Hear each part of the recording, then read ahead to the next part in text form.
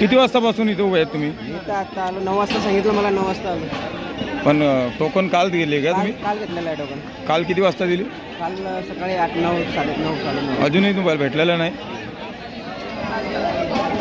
कुटुंब गर्दी आहे. नवीन Panvel sector 6 Bharat petroleum Bharat gas agency. दादा तुम्ही बाटल्यासाठी आले?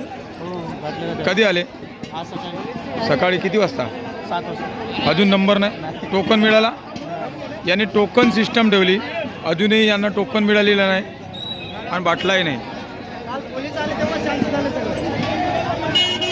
कुटुंब अशी गर्दी आहे की यांना पोलीस प्रोटेक्शनची आता गरज भासलेली आहे. एजन्सीच्या मॅडमने आता फोन केला आहे पोलीस स्टेशनला, खांदेश्वर पोलीस स्टेशनला, की आम्हाला पोलीस प्रोटेक्शन द्या.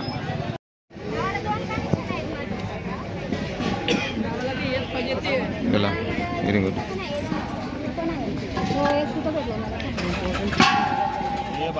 काय तू काय करतोस रे? अरे काय मुलाखत घेतो? काय बाटल्यासाठी आले? हे काय मग 2-2 वाटलं म्हणजे.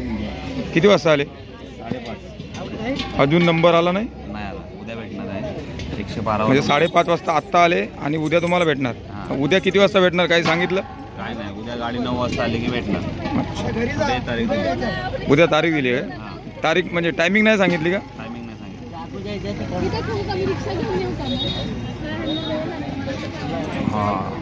हां, 200 मीटर लाईन आहे. ज्यांना टोकन दिलेत त्यांना अजून बाटले नाही आणि टोकनसाठी वेगळी लाईन आहे आणि बाटल्यांसाठी टोकन जे दिलेले आहेत बाटले घेण्यासाठी एक वेगळी लाईन. अशा 2 लाईनी 200 मीटरपर्यंत लाईन झालेली आहे. अजून एक बाटल्यांचा पत्ता नाही, वितरण अजून चालू झालेलं नाही. आत्ता भारत गॅसच्या वितरकाने पोलीस स्टेशनला फोन करून पोलीस प्रोटेक्शनही सुद्धा मागितलेलं आहे. एवढी प्रचंड जनतेची गर्दी झालेली आहे गॅससाठी.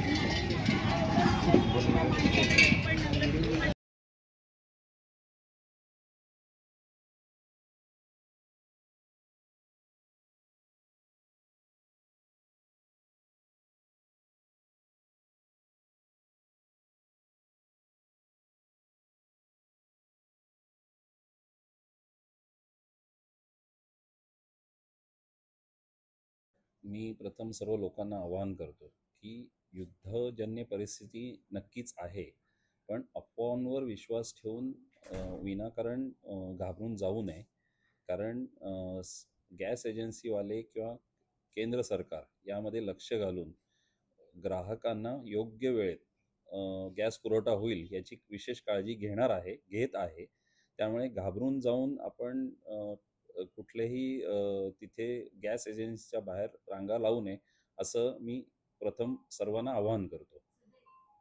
पुन्हा दोन्ही गॅस एजन्सीवाल्यांशी या इथे बोलतो आणि माझ्या माहितीनुसार की हे घाबरून जाण्यामुळे लोक आपले घरातले दुसरे जे रिकामे सिलेंडर आहेत ते घेऊन जाऊन तिथे रांगा लावत आहेत.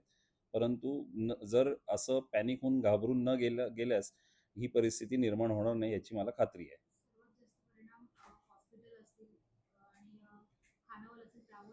निश्चितच गरीब खानावळवाल्यांवर उपासमारीची वेळ आलेली आहे असं मी म्हणेन, कारण त्यांना गॅसचं जास्तीत जास्त गरज आहे. पण त्याच्यावरही काय तोडगा काढता येईल ह्यासाठी सुद्धा मी आज दोन्ही गॅस एजन्सीवाल्यांना या इथे महानगरपालिकेमध्ये बोलून घेणार आहे.